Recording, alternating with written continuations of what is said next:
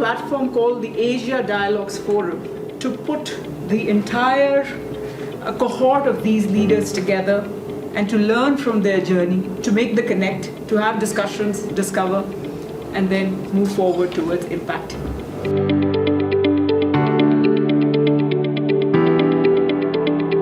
We have realized through 15 years of task experiences that even the skilling aspect has to be made more and more practice-based, has to be made more and more experiential.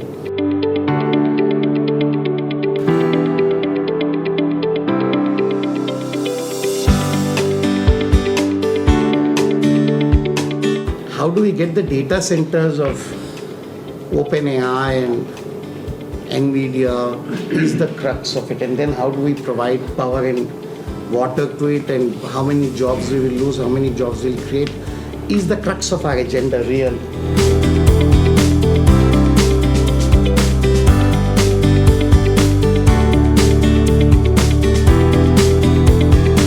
One brand like the Salesforce.com, Adobe.com, why didn't it come from here?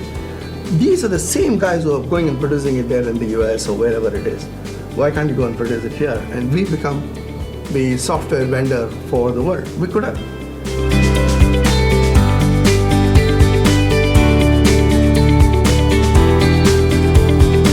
I think it doesn't matter whether you are trying to build societal-based learning or you're trying to build organizational capabilities. I think all it starts from thinking and defining your learning agenda and then putting the right systems behind that to scale that.